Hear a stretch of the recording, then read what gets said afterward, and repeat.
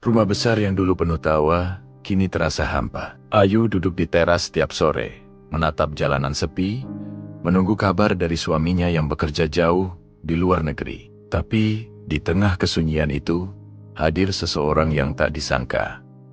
Danu, tetangga muda yang diam-diam membawa cahaya ke dalam hari-hari kelam Ayu. Ini adalah kisah tentang kesepian, kesetiaan yang diuji, dan kehangatan yang muncul di tempat yang tak terduga. Sejak Anton, suaminya, berangkat bekerja di luar negeri 3 tahun lalu, rumah Ayu berubah menjadi tempat yang dingin dan sunyi. Dulu, rumah ini adalah pusat kebahagiaan. Suara tawa Anton saat menonton acara komedi, aroma masakan Ayu yang memenuhi dapur, atau sekadar obrolan ringan di sore hari.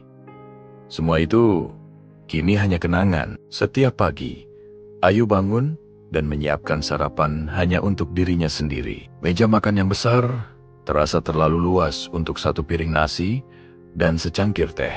Ia sering kali hanya mengaduk makanannya tanpa selera. Pikirannya melayang jauh menyeberangi lautan, membayangkan apa yang sedang dilakukan suaminya. Apakah Anton sudah makan?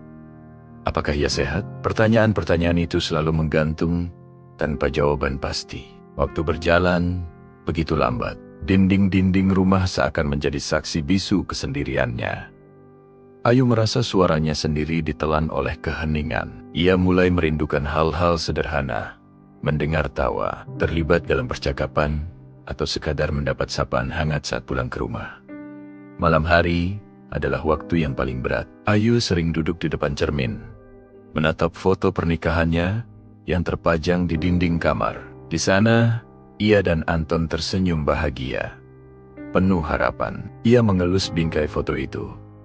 Hatinya bertanya lirih, apakah Anton masih mengingatku seperti aku mengingatnya? Apakah cinta kita masih sekuat dulu? Kesepian ini bukan hanya tentang jarak fisik, tapi juga kekosongan emosional yang semakin hari semakin menggerogoti jiwanya. Suatu sore, saat Ayu sedang duduk melamun di teras seperti biasanya, ia melihat seorang pemuda di rumah sebelah sedang asyik menyiram tanaman. Pemuda itu, Danu, adalah tetangga baru yang belum lama pindah.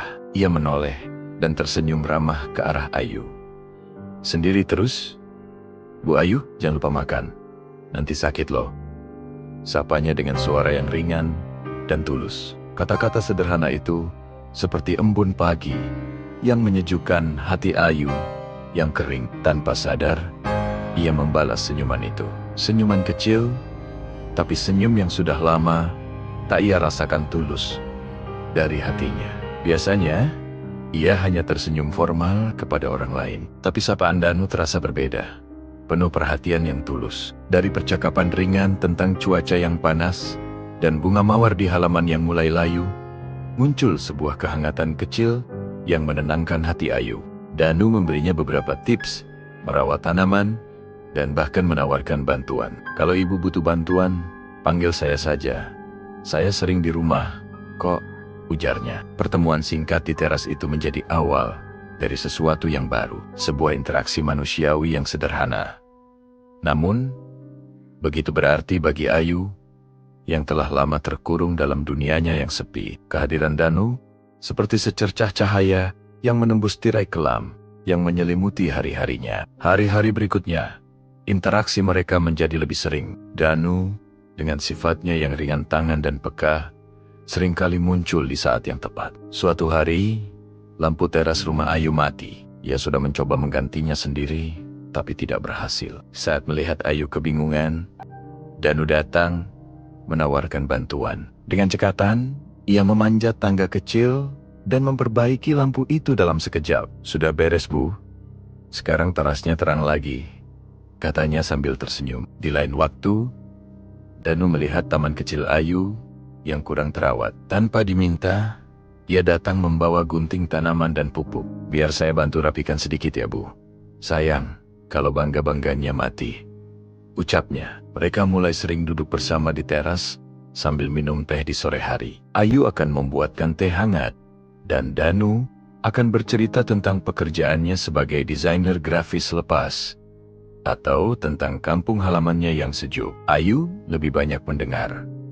sesekali menimpali dengan cerita kecil tentang masa lalunya. Di sela-sela hening yang nyaman di antara mereka, Ayu kadang menatap Danu dengan perasaan yang campur aduk. Ada rasa syukur yang mendalam atas kehadirannya. Ini bukan cinta romantis, tapi sebuah rasa nyaman yang telah lama hilang dari hidupnya. Rasa nyaman karena ada seseorang yang peduli, seseorang yang melihatnya bukan sebagai bayangan, tapi sebagai manusia yang utuh. Namun, di balik kehangatan itu, ada sebuah rindu yang tak bisa ia ungkapkan kepada siapapun, bahkan kepada Danu. Rindu yang begitu dalam pada Anton, pada kehangatan pernikahan mereka yang dulu ia miliki. Setiap kali Danu berbuat baik padanya, sebagian kecil hatinya justru merasa bersalah. Ia merindukan sentuhan Anton, pelukan Anton, cara Anton menatapnya. Kehadiran Danu seolah menjadi cermin yang memantulkan betapa ia sangat merindukan suaminya. Malam itu, saat Danu hendak berpamitan pulang setelah mereka minum teh bersama, perasaan Ayu meluap. Ia tiba-tiba menahan tangis. Matanya berkaca-kaca. Danu yang melihat perubahan itu terdiam sejenak. Ia tidak bertanya apa-apa. Ia hanya menatap Ayu dengan penuh pengertian. Lalu dengan lembut, menggenggam tangan Ayu sebentar. Genggaman itu singkat, tidak ada makna romantis di dalamnya, tapi terasa begitu kuat. Sebuah isyarat tanpa kata yang seolah berkata, "Aku mengerti, kamu tidak sendirian." Beberapa hari kemudian, musim hujan tiba. Suatu malam, hujan turun begitu deras, disertai angin kencang dan petir yang menyambar-nyambar. Tiba-tiba, listrik di seluruh kompleks padam. Gelap gulita. Ayu yang sendirian di rumah besar itu seketika dilanda ketakutan. Suara hujan yang menghantam jendela dan atap terdengar begitu mengerikan. Ia menyalakan lilin, tangannya gemetar. Ia mencoba menelepon Anton, tapi sinyalnya buruk. Rasa sepi dan takut bercampur menjadi satu. Tiba-tiba, terdengar ketukan di pintu depan. Ayu terkejut. Siapa yang datang malam-malam begini? Dengan ragu, ia membuka pintu. Di sana, berdiri Danu, dengan payung dan senter di tangannya. "Bu Ayu, maaf mengganggu. Saya lihat listriknya padam. Ibu baik-baik saja?" tanyanya dengan nada khawatir. Ayu merasa lega luar biasa. Ia mempersilakan Danu masuk. Di ruang tamu yang temaram oleh cahaya lilin, mereka duduk dan berbagi cerita. Suasana malam yang mencekam justru membuka ruang bagi percakapan yang lebih dalam. Danu bercerita tentang ayahnya yang telah tiada, tentang bagaimana ia harus menjadi tulang punggung keluarga. Ayu, untuk pertama kalinya, membuka hatinya. Ia bercerita tentang rasa sepinya, tentang kerinduannya pada Anton, tentang bagaimana hidupnya terasa berat dan kehilangan arah. Dalam momen yang hening dan rentan itu, Ayu menangis. Ia menangis bukan karena terharu pada kebaikan Danu, tapi karena ia akhirnya berani jujur pada dirinya sendiri. Ia menyadari sesuatu yang penting. Yang ia cari selama ini bukanlah sosok pengganti Anton. Yang ia butuhkan bukanlah Danu. Yang ia rindukan adalah perasaan dihargai, perasaan dilihat, dan perasaan tidak sendirian. Danu, dengan segala kebaikannya, telah memberinya perasaan itu. Kehadirannya menjadi pemicu bagi Ayu untuk menghadapi luka dan kesepiannya sendiri. Ia sadar, ia tidak jatuh cinta pada Danu, tapi ia bersyukur karena Tuhan telah mengirimkan seseorang untuk mengingatkannya bahwa ia masih berharga. Setelah malam yang penuh kejujuran itu, sesuatu dalam diri Ayu berubah. Ia mulai menjaga jarak yang sehat dengan Danu. Bukan karena ia tidak menghargai Danu, justru sebaliknya. Ia sadar bahwa setiap kehangatan punya batas, dan hatinya sudah menjadi milik Anton.